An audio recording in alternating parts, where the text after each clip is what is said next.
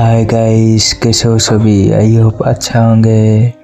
तो फिर से एक हॉरर स्टोरी आ चुकी है। अगर स्टोरी पसंद आया तो लाइक करना, शेयर करना, कमेंट अच्छा सा कर देना और ऐसे ही हॉरर स्टोरी देखने के लिए हमारा चैनल को सब्सक्राइब करना। तो चलिए वीडियो शुरू करते हैं। एक सुनसान गांव और एक ऐसी हवेली जो सालों से बंद पड़ी है।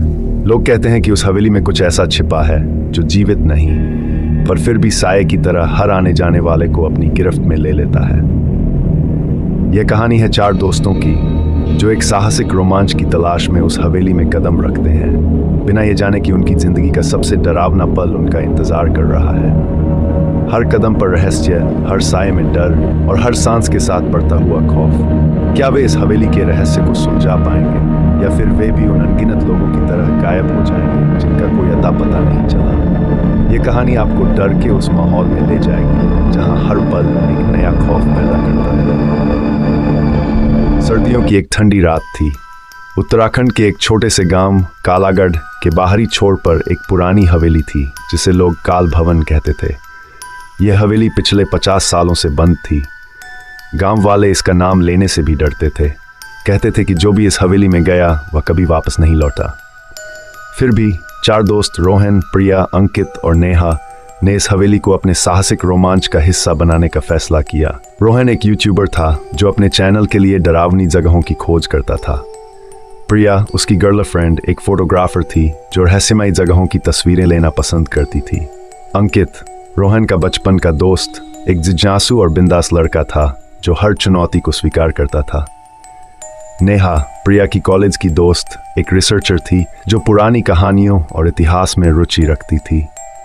चारों ने काल भवन के बारे में सुना था और इसे अपने अगले वीडियो का हिस्सा बनाने का फैसला किया। चारों दोस्त अपनी कार से हवेली के सामने पहुंचते हैं। हवेली का लोहे का बड़ा सा गेट जंग से ढका है। हवा में ठंड है और कोहरा बहुत घना है जिससे हवेली का पूरा जात ठीक से दिखाई नहीं दे रहा। लोग तैयार हो जाओ, आज रात हम इतिहास रचने वाले हैं, रोहन ने उत्साहित होकर कहा। गेट को धक्का देकर खोलते ही एक चरमराने की आवाज आई, जैसे कोई पुराना ताला टूट रहा हो। अंदर का दृश्य और भी डरावना था। हवेली की दीवारें टूटी फूटी थीं और छत से मकड़ियों के जाले लटक रहे थे। हवा में एक अजीब सी गंध थी, जैसे सड़ी हुई लकड़ी और कुछ अनजान चीज का मिश्रण। नेहा अपनी नोटबुक निकालती है और बोलती है, मैंने इस हवेली के बारे में कुछ रिसर्च की थी। 1970 में यहाँ के मालिक ठाकुर रघुवीर सिंह और उन पूरा परिवार रातों रात गायब हो गया था। पुलिस को कोई सुराग नहीं मिला। कुछ लोग कहते हैं कि ठाकुर ने कोई काला जादू किया था जिसके बाद कुछ गलत हो गया, नेहा ने गंभीरता से कहा।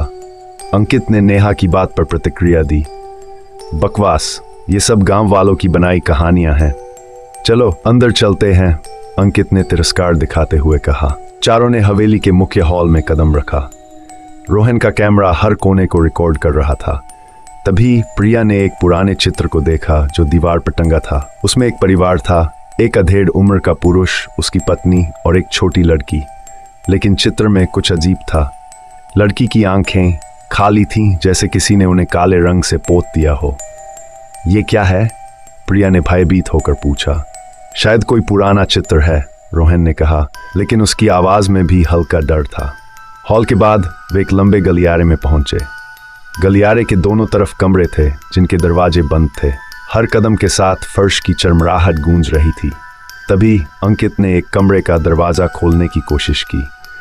दरवाजा खुला और अंदर का नज़ारा देखकर सभी के होश उड़ गए।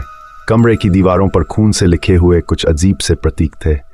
बीच में एक पुराना लकड़ी का बक्सा रखा था जिसके ऊपर एक ताला लगा था। ये क्या पागलपन है? प्रिया ने डर के साथ कहा। शायद कोई मजाक है, चलो बक्से को खोलते हैं, रोहन ने दृढ़तापूर्वक कहा। जैसे ही अंकित ने बक्से को छुआ, कमरे की खिड़की अचानक खुल गई और ठंडी हवा का उसी पल सभी को लगा जैसे कोई उनके पीछे खड़ा है। नेहा ने मुड़कर देखा, लेकिन वहां कोई नहीं था। फिर भी उसकी पीठ पर ठंडी सिहरन दौड़ गई। अंकित ने ताला तोड़कर बक्सा खोला। अंदर एक पुरानी डायरी थी जिसके पन्ने पीले पड़ चुके थे। नेहा ने डायरी खोली और पढ़ना शुरू किया। यह ठाकुर रघुवीर सिंह की डायरी थी। डायरी में लिखा था कि ठाकुर ने एक प्राचीन किताब पाई थी जिसमें एक रस्म का जिक्र था। यह रस्म से वह अमरता प्राप्त करना चाहता था, लेकिन इसके लिए उसे अपनी बेटी की बलि देनी थी। डायरी के आखिरी पन्ने पर लिखा था, मैंने गलती कर दी, वह अब मुझसे बदला लेने आ रही है। क्या मतलब? प्रिया ने भयभीत होकर पूछा।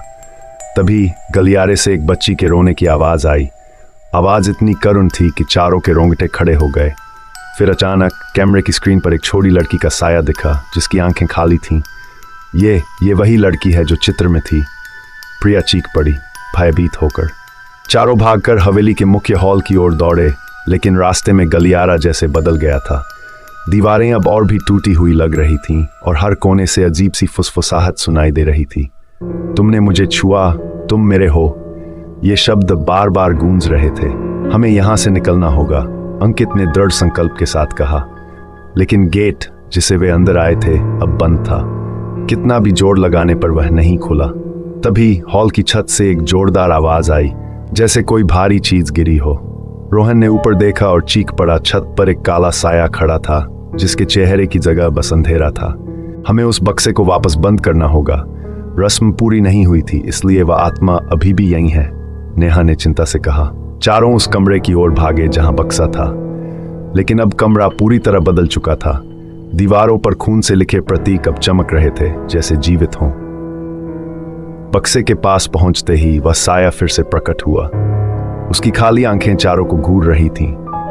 रोहन ने हिम्मत करके बक्से को बंद किया और ताला लगाया। तभी हवेली में एक जोरदार चीख गूंजी और सब कुछ शांत हो गया। साया गायब हो चुका था, गेट अब खुल गया था।